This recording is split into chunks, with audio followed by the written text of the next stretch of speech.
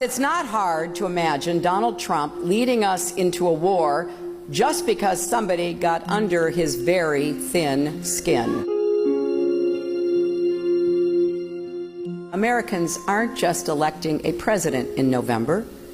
We're choosing our next commander-in-chief, the person we count on to decide questions of war and peace, life and death. And like many across our country and around the world, I believe the person the Republicans have nominated for president cannot do the job.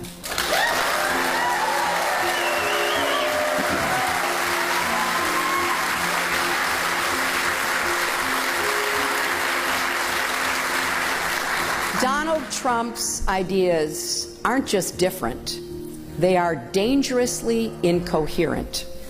They're not even really ideas, just a series of bizarre rants, personal feuds, and outright lies.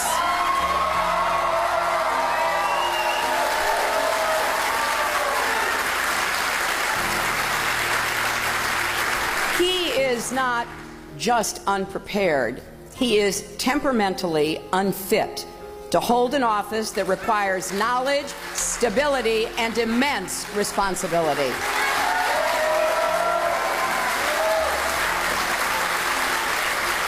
This is not someone who should ever have the nuclear codes, because it's not hard to imagine Donald Trump leading us into a war just because somebody got under his very thin skin.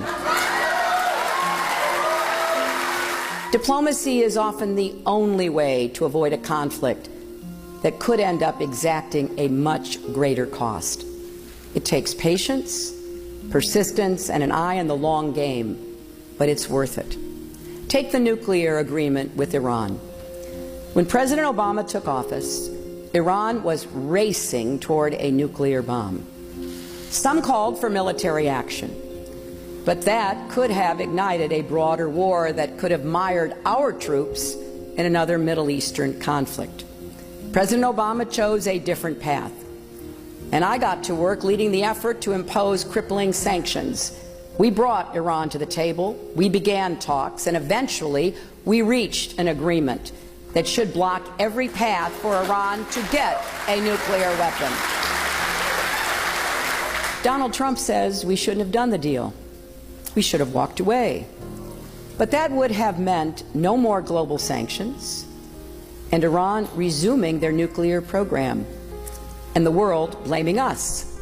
So then what? War? Telling the world, good luck, you deal with Iran? Of course, Trump doesn't have answers to those questions. Donald Trump doesn't know the first thing about Iran or its nuclear program.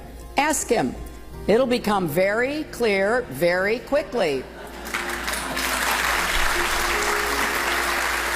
Now imagine Donald Trump sitting in the Situation Room, making life or death decisions on behalf of the United States.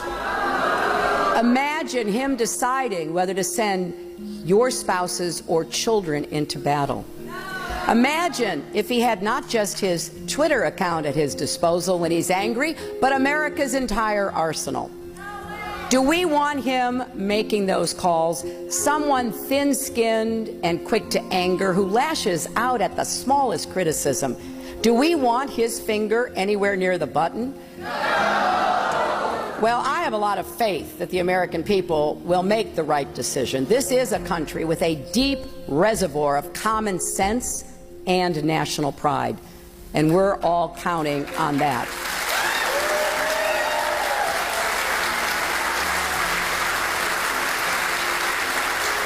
Because making Donald Trump our commander-in-chief would be a historic mistake, and it would undo so much of the work that Republicans and Democrats alike have done over many decades to make America stronger and more secure. It would set back our standing in the world more than anything in recent memory, and it would fuel an ugly narrative about who we are, that we're fearful, not confident, that we want to let others determine our future for us instead of shaping our own destiny. That's not the America I know and love.